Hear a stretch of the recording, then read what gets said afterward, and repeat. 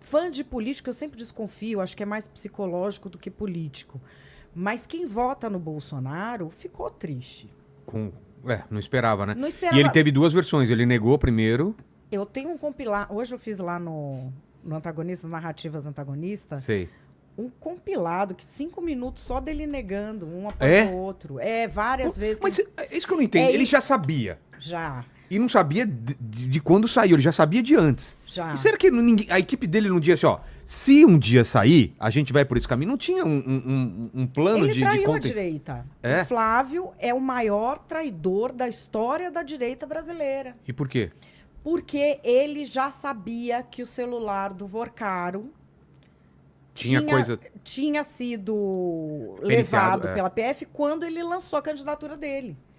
Ele lançou a candidatura sabendo que tinha o negócio do celular, que a federal pode vazar, a própria defesa do Vorcaro pode ter isso armazenado numa nuvem.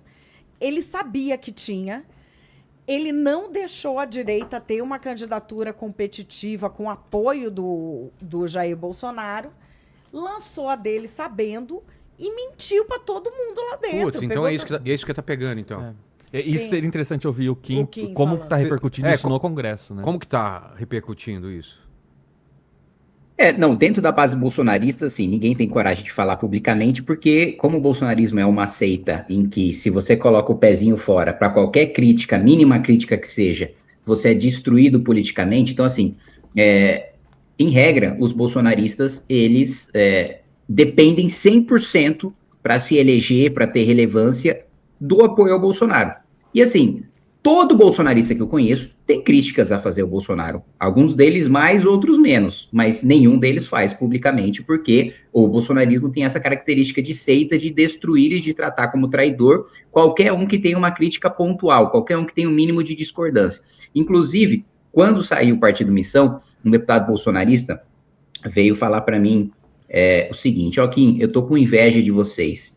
E eu falei, não, por que você está com inveja? Que a gente tem um partido próprio agora, vocês estão dependendo aí do Valdemar? Ele falou, não é nem isso. Estou com inveja de vocês porque vocês não precisam acender uma vela para o Deus Sol toda semana, né? E ele se referindo ao Bolsonaro, dizendo que qualquer um que se destaca, você não precisa nem criticar o Bolsonaro, mas se você se destaca lá dentro e começa a se tornar uma ameaça, você também é destruído. Então, dentro dos bolsonaristas, todo mundo que eu falo nos bastidores acha que o Flávio está envolvido, acha uma deslealdade o Flávio não ter preparado os próprios aliados para a porrada que veio, acha que a resposta do Flávio foi muito fraca e acha, como o Sam bem colocou, muito ruim que primeiro o Flávio tenha dito que era mentira e depois fosse obrigado a admitir porque foi confrontado ali com as mensagens e que ele, como a Madeleine bem colocou, ele já sabia que a polícia tinha tudo isso e que eventualmente iria vazar, porque ele trocou mensagens com o Vorcaro, né? Então, tudo isso causa um mal-estar muito grande no bolsonarismo, que já estava abalado, principalmente a alta cúpula ali do Centrão, que é aliado do Flávio Bolsonaro, já estava muito abalada com a busca e apreensão do Ciro Nogueira e com a eventual prisão do Ciro Nogueira, que é um dos principais líderes do Centrão, é um cara que está aí envolvido em escândalo desde que eu era criança. E agora, com esse batom na cueca do Flávio Bolsonaro, e também agora do Eduardo Bolsonaro, com o advogado dele sendo gestor tanto do fundo que administrava o recurso que recebia do Vorcaro, como de outro fundo que comprou a casa que o Eduardo morou, tudo isso foi um baque muito grande e que gera uma insatisfação grande dentro do bolsonarismo. E eu acho que esse silêncio dos bolsonaristas em relação ao Flávio, né, ou passada de pano pública, tem gente que prefere ficar quieto, tem gente que está se posicionando repetindo o discurso do Flávio. Mas eu acho que isso tem prazo de validade. Por quê?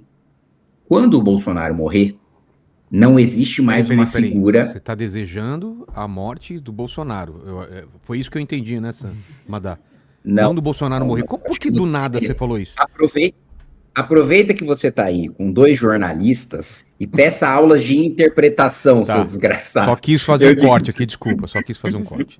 Quem deseja a morte de Bolsonaro, mas ele não deseja. Não. Tá bom, continua. Quando ele morrer... Eu disse, quando o Bolsonaro morrer, Da mesma maneira que quando o Lula morrer, o petismo vai entrar em parafuso, mas eu acho que menos do aí, que o quem bolsonarismo. deseja a morte de Lula e Bolsonaro para Renan ser eleito. Foi mais ou menos isso que eu entendi. Continua. Aí a Erika Hilton vai vir censurar o seu podcast falando melhor, que você está incentivando o discurso de ódio. Não, desculpa. Deixa só o Bolsonaro. Tá. Então... Que aí pode. Aí é só o liberdade Bolsonaro de expressão. pode. Então continua. Se falar do Lula aí não. Aí a AGU de censura. Valeu. Continua aqui. Não, mas, vou mais interromper. O que eu quero dizer é que quando o Bolsonaro morrer, se o Bolsonaro vivo hoje, você já tem o Eduardo brigando com o Flávio. E Eduardo e Flávio brigando com Michele. Verdade. Carlos brigando com o Eduardo. E cada um deles dizendo que está fazendo a vontade do pai. Imagina quando o Bolsonaro morrer e aí não ter, de fato, mais comando nenhum. Porque hoje existe um comando, mas com um ruído muito grande de comunicação, porque o Bolsonaro tem as limitações para falar com as outras pessoas.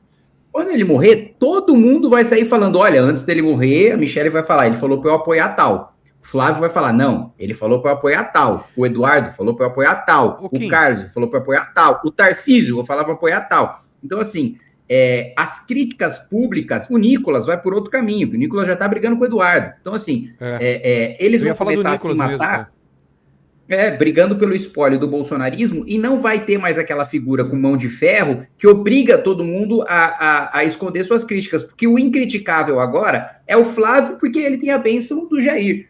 Quando o Jair morrer e ninguém mais tiver uma bênção ou ninguém mais souber quem é o abençoado do bolsonarismo, todo mundo se sentirá legítimo para ser esse abençoado e para criticar os outros candidatos à bênção. Né? Eu queria... O Sam, você sentiu isso também? Porque quando eu entrevistei o Flávio aqui, me deixou claro que é o que o Kim falou. Ele tinha a bênção do... Assim, o Eduardo queria uma coisa, a Michele quer outra, mas aí chegou o Bolsonaro e falou, não, é você... Eles fizeram um acordo lá e todo mundo meio que baixou a cabeça a contragosto. É isso mesmo que você sente? Exato. E tem mais uma questão que, obviamente, quando a gente tá falando de Jair Bolsonaro, no momento a gente tá ouvindo de terceiros, porque o Jair tá incomunicável. E só colocar mais uma questão. No final do ano passado, o Kassab esteve aqui e deixou muito claro que o preferido dele era o Tarcísio, né? Exato, mas pelo menos o que eu escutei de terceiros, como eu tô falando, né, tá. é que o Bolsonaro em si também ficou muito irritado com essa situação envolvendo o Vorcaro. Que ele reagiu mal a isso, porque de fato ele fez uma escolha, isso sai... E você acha que ele não sabia também? Provavelmente não, né, Madá? Assim, você acha, Madá?